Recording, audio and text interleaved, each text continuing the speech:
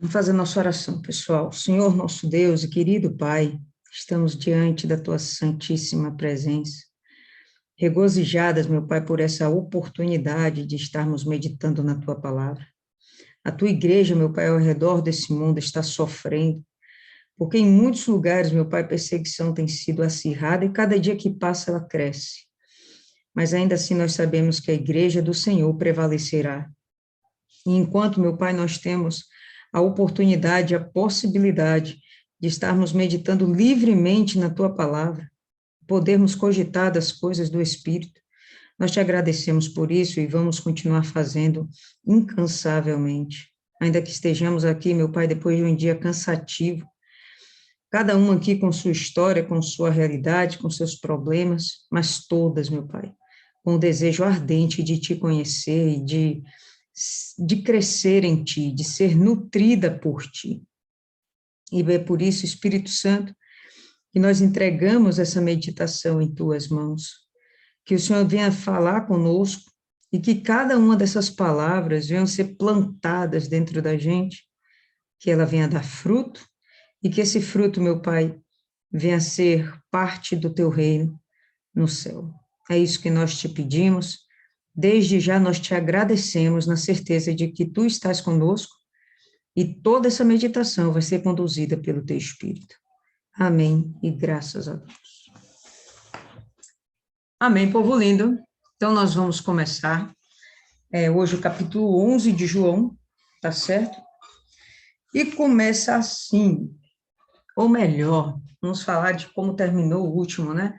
Ele acaba sendo perseguido pelos fariseus, mais uma vez tentam matá-lo, e ele acaba indo para Betabara, onde anteriormente o próprio João Batista estava lá, pregando e batizando. Então, o Senhor Jesus vai para esse local também, e é onde a gente vai perceber aqui que está se desenrolando esse início do capítulo 11.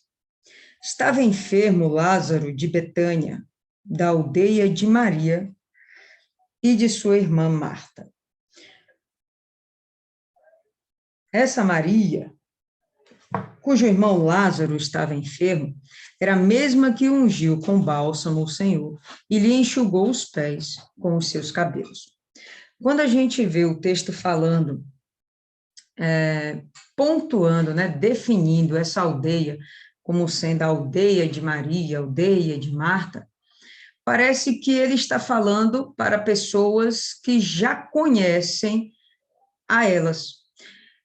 O fato de Maria e Marta se tornar conhecidas se deve principalmente por causa de Maria, quando ela vem e, de fato, unge os pés do Senhor Jesus, enxuga os seus pés com os seus cabelos, e isso ficou notório em toda aquela comunidade. Quando isso acontece, potencialmente, obviamente, melhor dizendo, é um tempo anterior de quando João escreve esse livro, né? Então, isso já aconteceu, de modo que ele fala nesse momento, se referindo a algo que ele só vai contar depois, mas que já aconteceu de fato e o povo já conhece. Por isso ele pontua assim, né? A aldeia de Maria e de sua irmã Marta. Bom, o fato de Lázaro estar enfermo, não há nada que se acrescentar, muito claro o texto. E quando ele diz aqui, esta Maria, cujo irmão Lázaro estava enfermo, era a mesma que ungiu o bálsamo, a gente vai ver isso acontecendo. Pula aí uma paginazinha só para a gente conferir. Capítulo 12, no verso 3. A gente vai ter o seguinte: então Maria, tomando uma libra de bálsamo de nardo puro, esse nardo, pessoal, não era nem produzido em Israel. Provavelmente isso aqui vinha da Índia. Era um produto importado, portanto, muito caro mesmo. Era um produto precioso, como diz aqui a palavra, né? Uma libra de bálsamo de nardo puro, muito precioso, ungiu os pés de Jesus e os enxugou com seus cabelos, e encheu-se toda a casa com o perfume do bálsamo. Volta aí para o capítulo 11. Então, ele só vai revelar o porquê dessa cidade ser conhecida lá na frente, dentro do livro. Mas, enquanto ele narrando esses fatos para os seus devidos destinatários, que em princípio são judeus, né, então eles conhecem, por isso ele faz essa pontuação.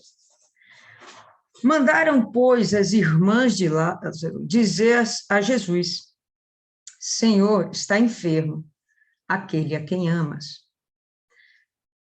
O fato de elas buscarem a ajuda do Senhor Jesus mostra que o que estava acontecendo com Lázaro realmente era grave, sério, e as preocupava de tal forma que elas acreditavam que ele poderia morrer disso, né? Então, elas pedem socorro àquele que tanto eles, a família, né? O irmão e as duas irmãs, amavam o Senhor Jesus como o Senhor Jesus os amava.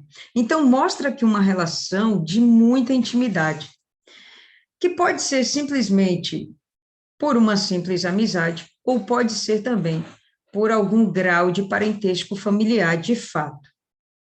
Seja como for, isso não fica muito bem claro aqui, mas existe sim uma aproximação muito grande ao ponto de o texto afirmar, né, que uns aos outros se amam. E é uma coisa especial que existe entre eles. Ao receber a notícia, disse Jesus, esta enfermidade não é para a morte, e sim para a glória de Deus, a fim de que o Filho de Deus seja por ela glorificado. Então, Jesus mostra uma presciência do que estava para acontecer e de tudo que já estava acontecendo. Então, ele entende, né, ele acalma o coração dessas pessoas, do mensageiro, né? Acalma o coração, olha, não é para a morte, mas para que seja manifesta a glória de Deus. Ele já deixa nas entrelinhas que um grande milagre vai acontecer, que um grande sinal de Deus vai acontecer, e obviamente por meio dele. O próprio Deus já está preparando esse momento. Jesus sabe que Lázaro está doente, sim. Jesus vai fazer questão de ir lá curá-lo? Não, porque isso faz parte de um plano maior, né? A gente já comentou aqui alguns dias atrás sobre essa questão da gente acabar julgando se uma coisa ruim acontece a uma pessoa, se aquilo não é por conta do seu pecado. Bom, mais uma vez estamos vendo aqui que necessariamente não é por conta de um pecado que Lázaro está morrendo, mas sim por conta de um propósito de Deus. Vamos em frente. Disse-lhe, pois, ou melhor, ora, amava Jesus a Marta e a sua irmã e a Lázaro. Quando, pois, soube que Lázaro estava doente, ainda se demorou 2 dias no lugar onde estava. E fica muito claro para a gente que ele estava realmente esperando que Lázaro morresse. Importava para ele que esse milagre fosse algo que chamasse a atenção das pessoas. Ele já curou um paralítico de 38 anos de enfermidade, e isso já foi uma coisa magnífica. Aí ele cura um cego de nascença, uma coisa estrondosa, mas ressuscitar um morto, isso aqui vai ser realmente uma coisa absurdamente maravilhosa. Israel já ouvia falar de ressurreição de mortos através dos seus profetas, a gente sabe que isso aconteceu, tanto com Elias como com Eliseu, mas já fazia muito tempo que isso não acontecia dentro de Israel. E Jesus vai fazer isso e de uma forma diferente de todos os milagres que ele já fez até aqui, tá certo? Vamos ver daqui a pouco qual é essa diferença. Depois, disse aos seus discípulos, verso 7, vamos outra vez para a Judeia. Disseram-lhe os seus discípulos, mestre, ainda agora os judeus procuravam apedrejar-te, e voltas para lá? Bom, provavelmente isso aqui tinha poucas semanas daquele episódio onde Jesus estava lá no alpendre de Salomão, e ele acaba sendo ameaçado de ser apedrejado. Então ele vai, foge, e ele fica ali em Betabara. E é nesse momento onde eles estão. Claro que vai para algum lugar. Então, o que acontece? O que acontece? Ele está lá, né, nessa localidade, mesmo lugar que João, já falamos sobre isso, tá bom? E ele decide, não, vou voltar para a Judéia e eu preciso, necessariamente nem ia ser na Judéia, né, pessoal? Ia ser lá em Betânia, mas fica muito perto, né? Vou voltar para a Judéia, porque eu tenho necessidade de ir para lá. No verso 9, respondeu-lhe Jesus, não são 12 as horas do dia? Se alguém andar de dia, não tropeça, porque vê a luz deste mundo. Mas se andar de noite, tropeça, porque nele não há luz.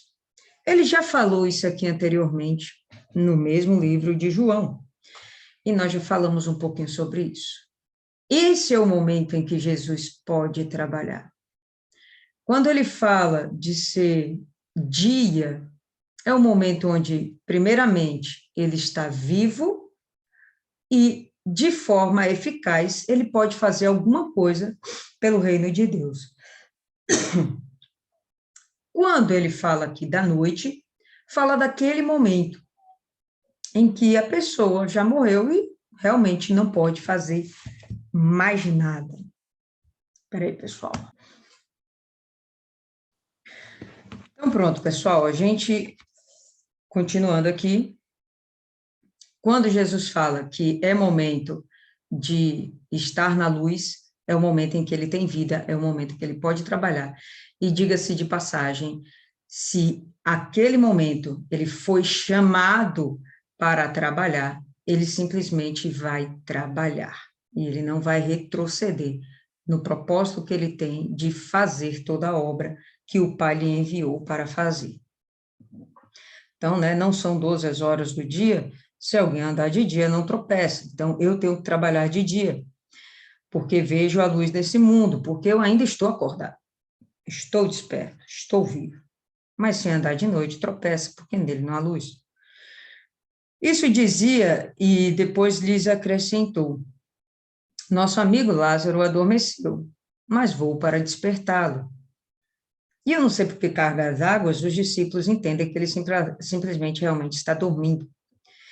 Disseram-lhe, pois, os discípulos, Senhor, se dorme, estará a salvo. Quando eles têm essa compreensão de que se ele dorme, se ele dormiu, é porque ele está a salvo, é porque, de fato, até hoje a gente tem essa compreensão de que uma pessoa enferma precisa de repouso. E se ela consegue dormir, isso é bom, porque naquele momento o corpo dela está sendo restaurado, as forças dela estão sendo restauradas. E eles entenderam que Lázaro estava tendo a sua saúde restaurada. Quando Jesus fala isso, eu vou lá para despertá-lo porque dorme, né? E eles entendem isso. Agora, Jesus vai desfazer esse mal-entendido na cabeça deles. Jesus, porém, falara com respeito à morte de Lázaro, mas eles supunham que tivesse falado do repouso do sono. Então, Jesus lhes disse claramente, Lázaro morreu. E por vossa causa me alegro de que lá não estivesse, para que possais crer. Mas vamos ter com ele. Então, quando ele fala assim, ó, eu até me alegro que a gente não estivesse lá, que vocês não estivessem lá nesse momento, porque se a gente estivesse lá, eu ia curá-lo. E, ok, ia ser mais uma cura. Até aqui, Jesus não tinha ressuscitado ninguém, pelo menos no livro de João, né? Não tinha ressuscitado ninguém. Então, ele vai continuar e vai dizer, não, a gente vai lá e o que vocês vão ver vai fazer com que vocês creiam ainda mais em mim. Então, essa seria a ideia, Adriana. Ok. Então, Bloqueou. Tomé, chamado Dídimo, disse aos condiscípulos, vamos também nós para morrermos com ele. E aqui a gente pode entender esse versículo de algumas formas, e a gente vai tender a uma determinada interpretação. Mas, enfim, quando ele fala isso, ele está com medo de voltar e de acabar sendo morto com Jesus, ele está incrédulo, porque ele não confia que o Senhor Jesus vai livrá-los, nesse momento, pelo menos, está salvo, porque ele já disse que não é chegada a hora dele, ou de fato ele está definido, né? Vou com Jesus para onde ele quiser, estou com ele para o que der e vier. A nossa tendência é imaginar que ele está aqui, como diz a Fernanda aí, meio que murmurando, meio que resmungando. Vamos lá, vamos com ele, a gente vai morrer tudo junto. Né? Não parece que ele está com muita firmeza de fé nas palavras do Senhor Jesus. Mas pode ser, né, o texto não deixa assim claro, não faz mais nenhum comentário, simplesmente diz o que ele diz. Vamos lá para morrer com ele. Pode ser que ele tivesse aqui embutido de uma coragem e não, estamos junto com o mestre. A gente não larga ninguém, larga a mão de ninguém. Chegando Jesus, encontrou Lázaro já sepultado havia 4 dias. Ora, Betânia estava cerca de 15 estádios perto de Jerusalém. Muitos dentre os judeus tinham vindo ter com Marta e Maria para as consolar a respeito de seu irmão. Então, Betânia ficava ali bem pertinho de Jerusalém, mais precisamente ao pé do Monte das Oliveiras, coisa de uns 3 quilômetros de distância, que isso a gente faz a pé rapidinho, coisa aí de meia hora andando, e olhe lá. Então, realmente era muito próximo. Então, muitos desceram de Jerusalém para consolar a família, para consolar as irmãs que ficaram. E como a proximidade era curta, ficou muito fácil. Quando ele fala que muitos estavam lá, realmente não eram poucos. E aí eu vou repetir: tudo muito bem aproveitado por Deus, uma oportunidade realmente, porque não era momento das pessoas estarem em Jerusalém, sabe aquelas congregações, né? Quando nos tempos das festas que juntava aquelas aglomerações, não era tempo. A gente está falando aqui de um local um pouco afastado de Jerusalém, em princípio uma aldeiazinha, nada de muita expressão, em princípio não ia ter muita gente por lá. Mas em virtude do falecimento de Lázaro, muitas pessoas desceram de Jerusalém para ir lá, né? Atraiu mais uma vez multidão e aglomeração. Tudo que Jesus quer, tudo que Jesus precisa, porque quanto mais pessoas ele alcança, mais a mensagem dele, a mensagem de Deus, vai sendo propagada.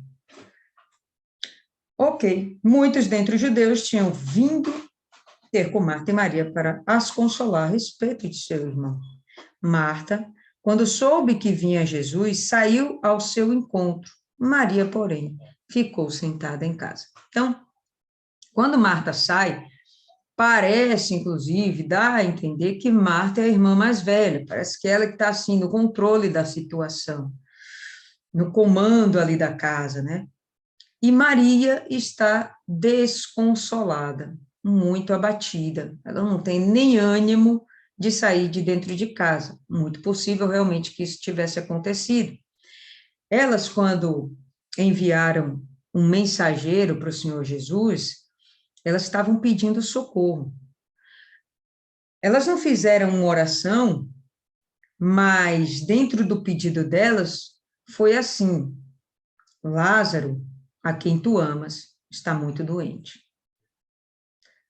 Quando ele usa esse apelo, elas, né, o mensageiro acaba usando essas palavras, quando usa esse apelo, é no sentido de, olha, é o seu amigo, aquele que você realmente ama, você não pode deixar ele aqui doente, você não vai deixar ele morrer, né? Como se fosse um apelo mesmo, tá? Não foi só um comunicado, foi um pedido de socorro. Jesus não fez o ouvido de mercador, ele já sabia o que ia acontecer, ele simplesmente estava aproveitando a oportunidade, mas elas necessariamente não entenderam isso, tá? Não que elas também tenham achado que Jesus as tivesse desmerecido, desprezado. Não, eles se amavam, eram muito próximos. Mas chegou o tempo de Lázaro e o Senhor Jesus tem muitas outras ocupações. E a gente vai ver que, na verdade, tudo foi propiciado por Deus para que o próprio Jesus viesse a ser glorificado nesse momento, que ele viesse a ser apercebido dos judeus nesse momento. Ok? Disse, pois, Marta a Jesus: Senhor, se estiveras aqui, não teria morrido meu irmão? Então, elas confiam plenamente de que Jesus teria poder para curar. Ok? Ok. Elas não estão pensando mais em ressuscitar. Agora, na cabecinha delas, estão recebendo a visita de alguém muito querido e que veio para consolar, não para ser manifesto, certo? Então, vamos lá. Marta corre até onde o Senhor Jesus estava, provavelmente próximo ao túmulo, que ficava fora da aldeia, né? A gente vai ver aqui no texto que ele nem tinha chegado necessariamente ainda em Betânia, estava ali nas proximidades, então provavelmente onde ficavam os túmulos, né? Onde ficava o cemitério. E antes que ele chegasse na cidade, alguém avisou para as meninas, e aí Marta saiu correndo, nem esperou ele chegar na casa, né? Foi direto ao seu encontro.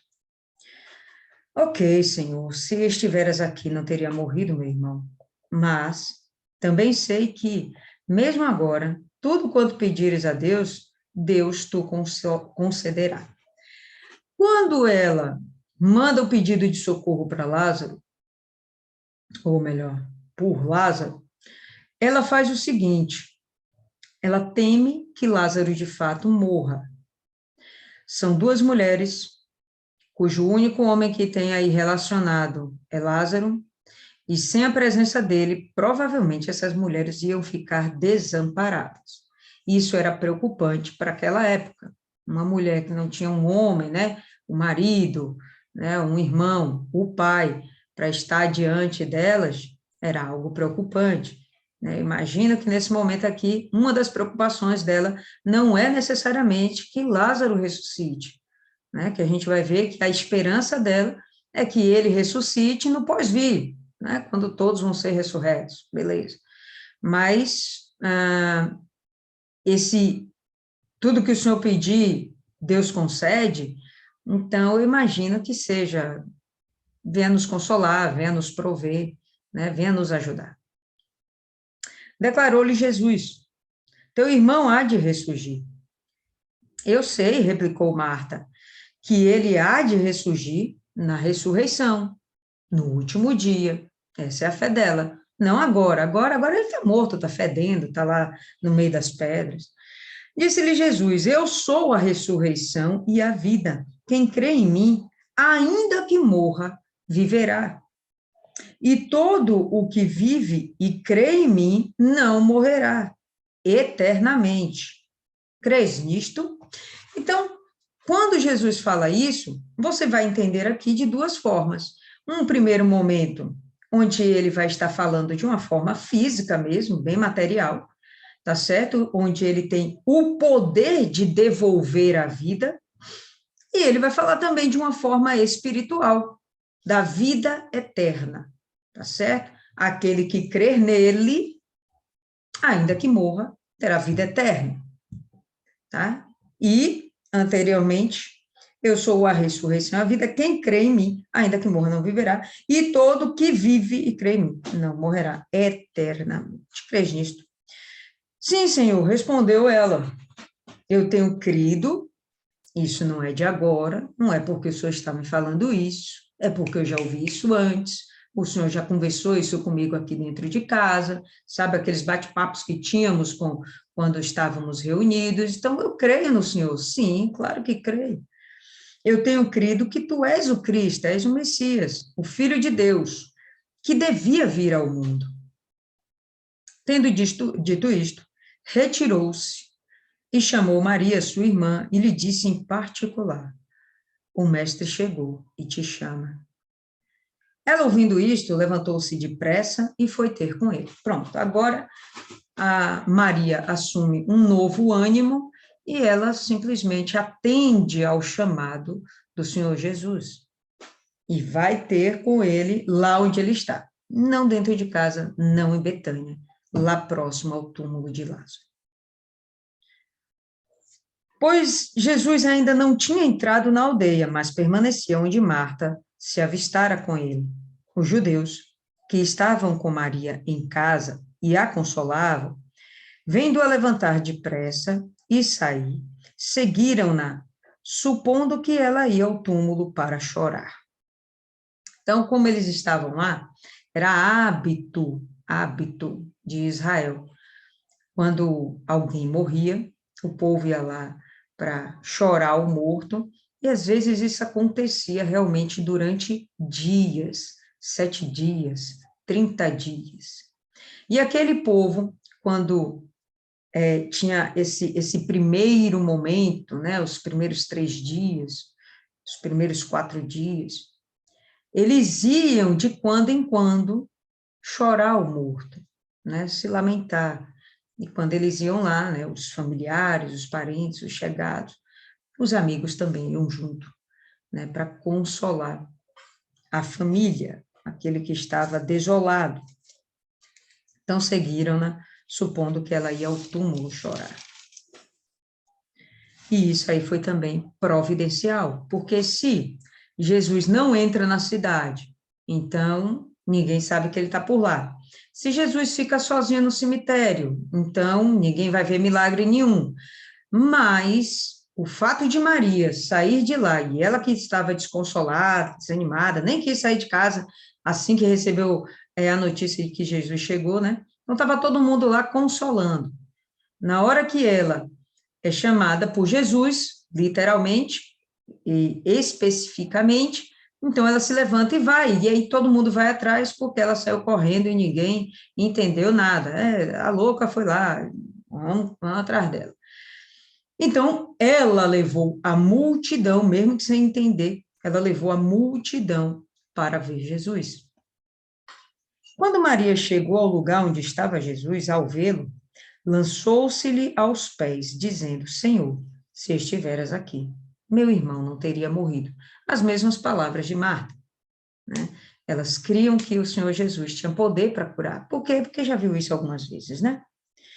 Jesus, vendo-a chorar, e bem assim os judeus que a acompanhavam, agitou-se no seu espírito e comoveu-se. Esse agitar no espírito e se comover, literalmente, é aquela angústia, aquela tristeza que bate no nosso coração quando a gente vê a dor do outro. Não precisa ser necessariamente na morte, mas a morte realmente é um caso especial. Mas você vê a dor do outro porque está numa enfermidade, vê a dor do outro porque está numa dificuldade, porque está sendo maltratado, injustiçado, humilhado, enfim.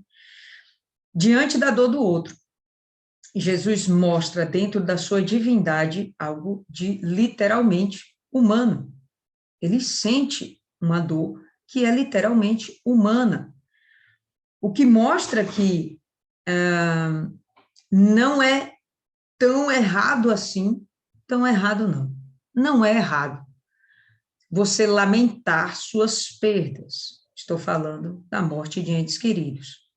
Porque o próprio Jesus aqui, ele mesmo vai lamentar a sua perda, né? Enfim, era alguém que ele amava.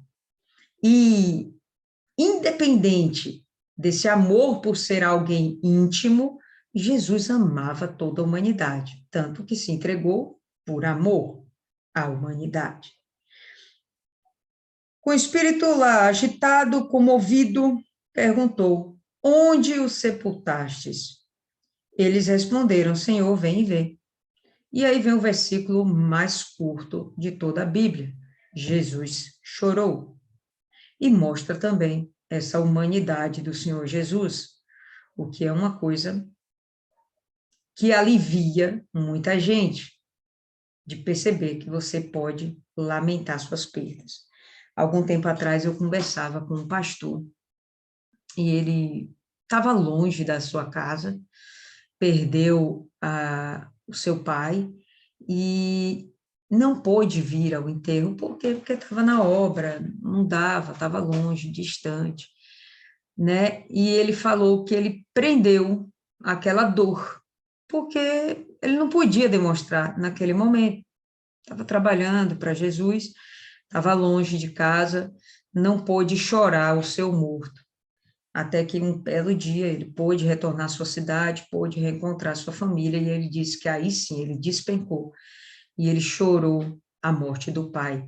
Então mostra a natureza humana da pessoa, ainda que ela tenha um propósito divino, né? Não deixou de ser humano, e Jesus aqui está plenamente também ser humano. Então disseram os judeus: vede quanto o amava. Mas alguns objetaram: não podia ele, que abriu os olhos ao cego, fazer que este não morresse?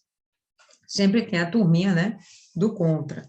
Então, enquanto os muitos estavam compadecidos, né, e estavam, a palavra certa, acho que Comovidos. comovidos também, por estarem vendo que o próprio Jesus estava lá chorando, tá certo? Os outros continuavam tacando pedra, né? Ah, ele não podia ter vindo antes? Claro que podia, né? Mas não precisava, nem deveria. Jesus, agitando-se novamente em si mesmo, encaminhou-se para o túmulo. Era este uma gruta a cuja entrada tinham posto uma pedra. Então, ordenou Jesus: tirai a pedra. Disse-lhe Marta, irmã do morto: Senhor, já cheira mal, porque já é de 4 dias. No momento que ela fala isso aqui, é uma coisa interessante. Ela sinaliza que, de fato, esse homem está morto. E por que essa sinalização? Porque a gente sabe que existe uma enfermidade chamada narcolepsia, onde a pessoa parece que está morta, né? Seus batimentos cardíacos diminuem, sua respiração diminui, todo o crescimento do seu corpo, o desenvolvimento do seu corpo diminui muito, muito, muito, ao ponto de parecer morto. E aí as pessoas enterram, e quando enterram, aí alguns, quando reabrem os túmulos, descobrem o túmulo todo arranhado, né? E nitidamente alguém lutou para sair de lá. Então, não estava morto, estava simplesmente dormindo, de fato. Quando ela fala aqui que ele cheira mal, ah, não, aqui não estava dormindo, não, ele estava cheirando mal. Já estava em estado de putrefação, estava morto. O texto faz questão de sinalizar isso, estava morto.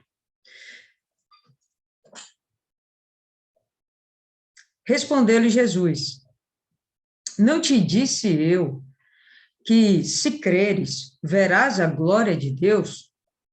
Então, ele vai e chama para a atenção, chama para a manifestação da sua confiança a própria Marta.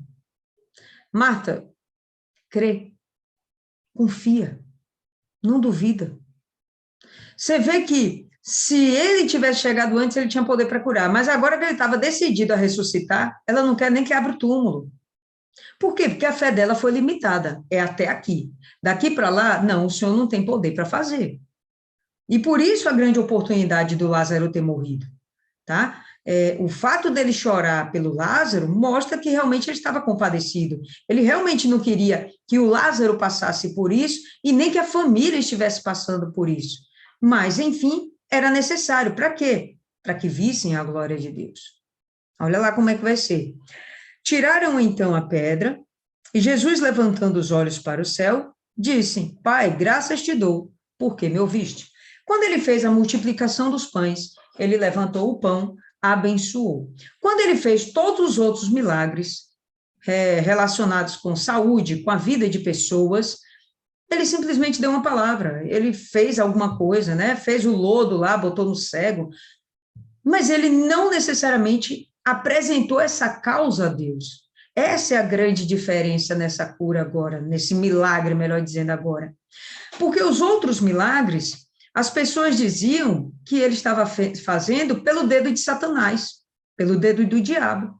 Mas agora ele faz questão de levantar as mãos para o céu, levantar os olhos para o céu e invocar a Deus. Bom, se ele fosse alguém que trabalhava para o diabo, nesse momento, não ia ser atendido por Deus. Não faz nenhum sentido. Mas quando Deus vai e o atende, fica claro para todos os judeus que estavam ali presentes que ele, de fato, tem intimidade e comunhão com Deus. Então, olha só. E Jesus, levantando os olhos para o céu, disse: Pai, graças te dou porque me ouviste. Aliás, eu sabia que sempre me ouves, mas assim falei por causa da multidão presente, para que creiam que tu me enviaste. Então, essa oração que ele está fazendo para todo mundo ouvir. Todo mundo está ouvindo isso que ele está dizendo aqui. Então, Pai, eu sei que o Senhor me ouve, mas eu estou falando assim porque esse povo aqui não crê que o Senhor me enviou. Então, por favor, faça essas pessoas abrirem os ouvidos quando esse milagre acontecer. E tendo dito, clamou em voz alta: Lázaro, vem para fora. Bom, para realizar esse milagre, o Senhor Jesus aqui, ele padeceu. Fez uma caminhada de lá de Betabara até Betânia, sacrificou nesse momento, cansado daquela caminhada. Vamos lembrar que ele está no deserto, não está na Mata Atlântica, tá bom? Então, é sol na moleira, embaixo é só areia quente. Ele chega na cidade, ele recebe a notícia, ele chora pela dor, ele ora, fala com Deus, ele grita e determina o milagre. Tudo isso que Jesus está fazendo faz parte de um trabalho, de uma obra espiritual que todo e qualquer sacerdote de Cristo, qualquer cristão, qualquer discípulo de Cristo passa. Quando a gente está lutando por alguém, a gente faz os nossos sacrifícios, ora por aquela pessoa, às vezes a gente até chora por ela, principalmente se for um familiar, se for alguém que a gente ama, a gente lamenta, né, pela perda daquela alma, ou por perceber que aquela alma está indo para o inferno, está no caminho errado, e a gente tenta e não consegue fazer com que ela saia daquele caminho, com que ela desvie e se converta. Então, tudo que nós passamos, o próprio Jesus passou, para quê? Para ganhar almas. Ah, não, era para ressuscitar Lázaro. Não, Lázaro já era uma alma ganha, se ele continuasse morto, estava de boa, estava no seio de Abraão, mas isso aqui era para conquistar aqueles judeus que ainda não criam no Senhor. Se as meninas aqui também morressem, ainda que não crescem que Jesus era capaz de ressuscitar morto, tudo bem, elas criam em Deus, elas criam no Senhor Jesus como Messias. Dentro da cabeça delas, a fé ainda era incipiente, era algo pequeno, não tinha a dimensão que o Senhor Jesus estava exigindo, não tinha aquela confiança, né, aquela maturidade que Jesus estava exigindo. Creia, não falei com você que se crê vai ver a glória de Deus? Não tinha. Mas elas estavam salvas, dentro daquilo ali já estava de bom tamanho. Então, o milagre não era para essa família, o milagre era para os judeus. Essa oportunidade era para essas pessoas aqui que Jesus está falando, tá? Assim falei, por causa da multidão presente, para que creiam que tu me enviaste. Então, o problema, a questão era por causa daquela multidão. Tendo dito isto, clamou em voz alta: Lázaro, vem para fora. Saiu aquele que estivera morto, tendo os pés e as mãos ligados com ataduras e o rosto envolto num lenço. Então lhes ordenou Jesus: desatai-o e deixai-o ir. Muitos, pois, dentre os judeus, que tinham vindo visitar Maria, vendo o que fizera Jesus, creram nele. Outros, porém, foram ter com os fariseus e lhes contaram dos feitos que Jesus realizara. Então, novamente, a turma, né, da incredulidade, a turma que realmente quer ver o circo pegar fogo. Então, tinha aqueles que creram e tinha aqueles que eu vou contar para os judeus, vou contar para os fariseus tudo o que aconteceu. É tipo, vou botar mais lenha na fogueira para ver onde vai dar, né, para condenar o Senhor Jesus, enfim, porque eles simplesmente não criam. Agora, você vê alguém sendo ressurreto dos mortos, meu amigo, e tu não crê que esse homem era divino, é demais, né? A gente fica assim pensando, como pode um nível de incredulidade tão grande? Se a gente for olhar, pessoal, nos outros evangelhos, a gente não vai perceber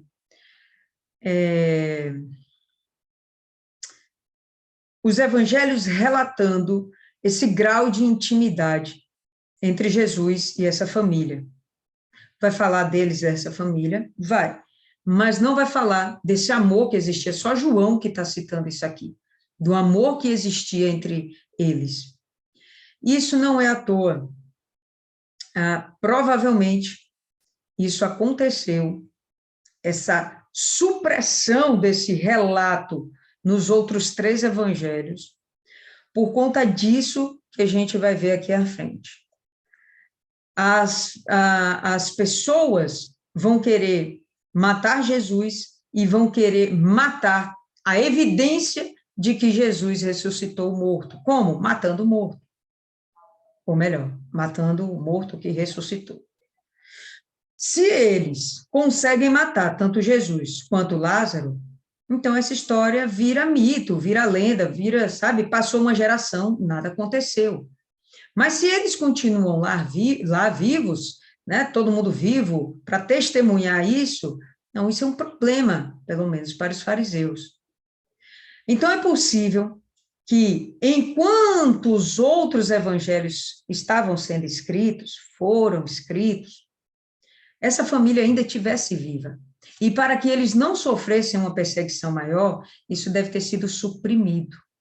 Mas João, quando escreve, já é no finalzinho lá do 1º século, provavelmente essa família já morreu. Vamos lembrar que João, ele era novinho, essa família já é uma galera mais madurinha. Então, eles envelheceram e morreram. Quando João escreve esse evangelho, ele já é velhinho. Então, se passou um lapso de tempo bem grande e que deu tempo dessas pessoas morrerem. Agora ele pode relatar essa proximidade entre Jesus e essa família, e sem medo de que essa família possa vir a ser perseguida pelos judeus. Então, vamos continuar aí.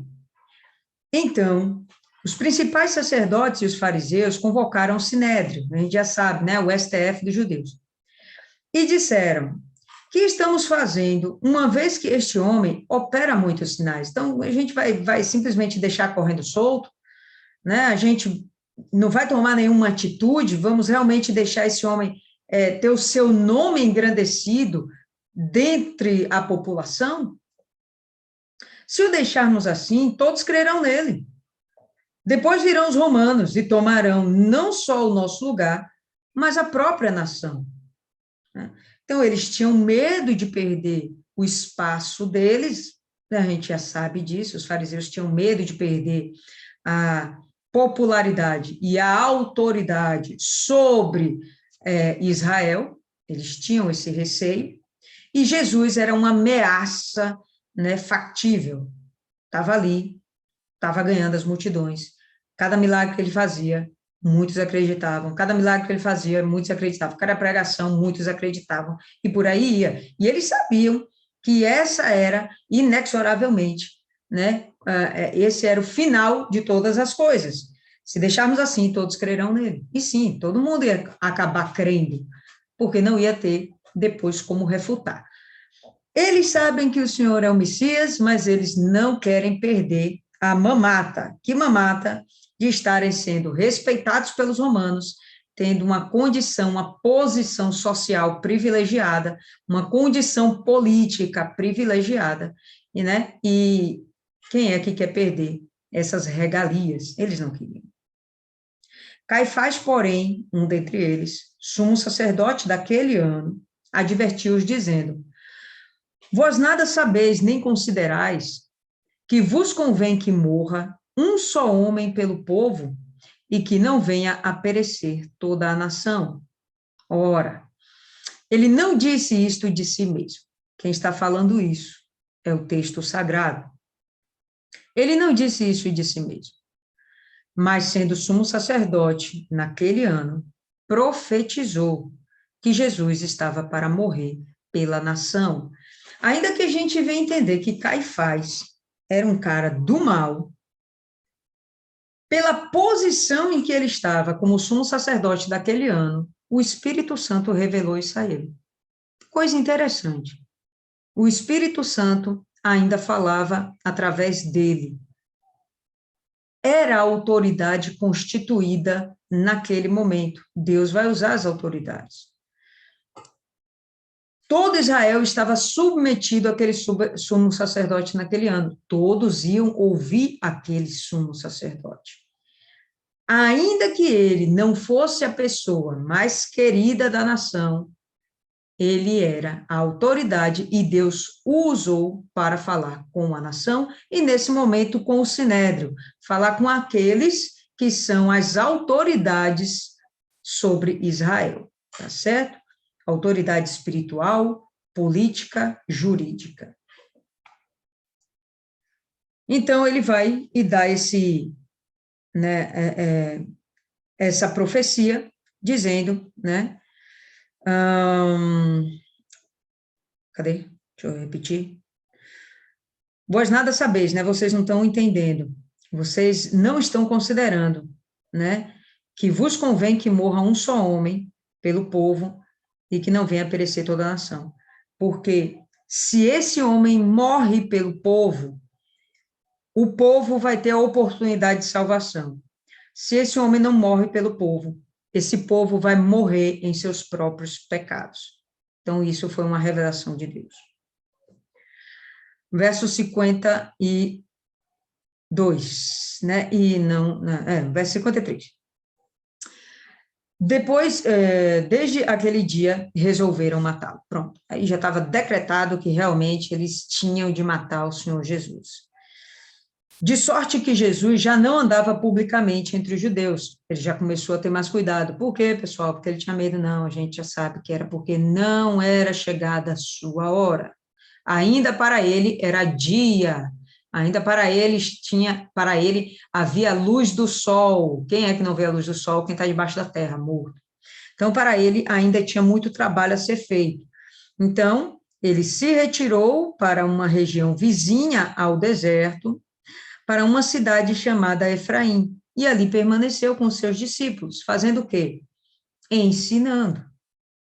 Estava próxima a Páscoa dos judeus, e muitos naquela região subiram para Jerusalém antes da Páscoa para se purificarem. Então, vê como tinha pouco tempo entre Jesus ter saído de lá do alpendre de Salomão, se refugiado lá em Betabara, e voltado aqui para a Judéia. O que acontece? Quando ele sai de lá, estava naquela festa, né, a Hanukkah, a festa das luzes, a festa da dedicação. Já falamos sobre isso. Quando ele está sofrendo essa situação, quando acontece a ressurreição de Lázaro, é pouco tempo antes da Páscoa.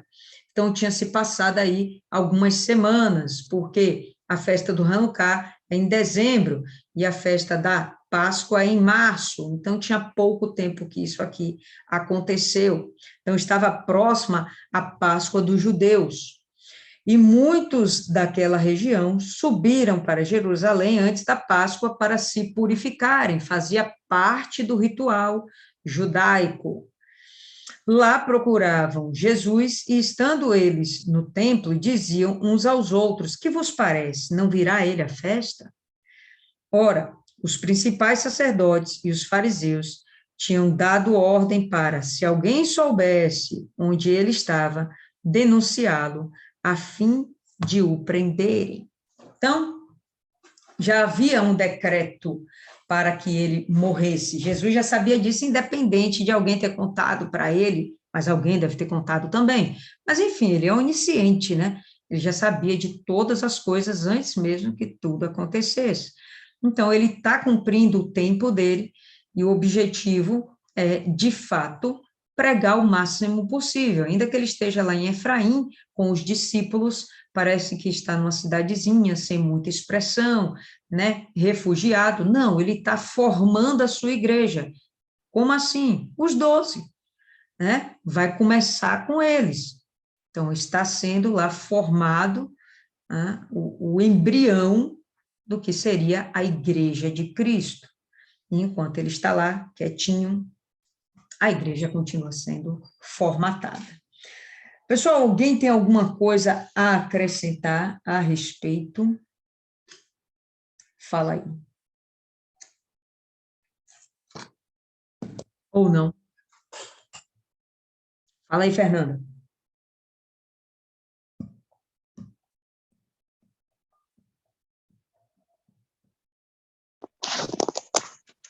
Há estudos que sugerem que o choro do Senhor Jesus, como a senhora falou, não foi pela morte de Lázaro, mas em si pelo contexto de dor e sofrimento a que estavam submetidas as pessoas por conta da entrada do pecado no mundo. E com o pecado no mundo, a morte, as enfermidades e todo o sofrimento que as pessoas estavam a partir dali submetidas.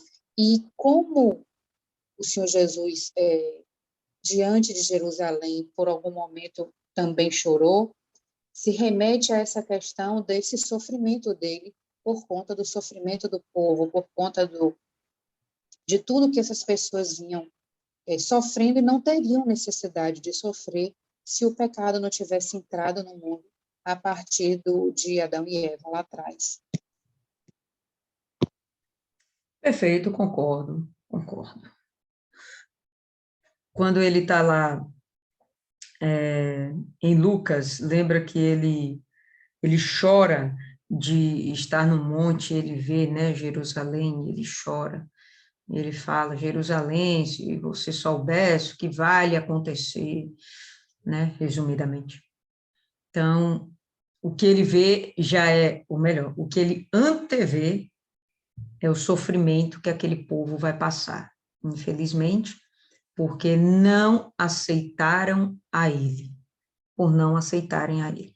E nesse momento aqui a gente realmente tem muitas pessoas que ainda não aceitaram, mas ele se compadece, mas ele realmente está lá com um propósito. E esse propósito foi fielmente cumprido e teve resultado realmente muito bom, que muitos creram, né? Mais alguém quer falar alguma coisa? Ninguém?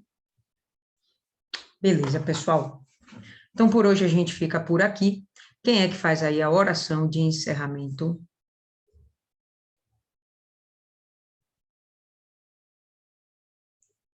Pode fazer, Fernanda.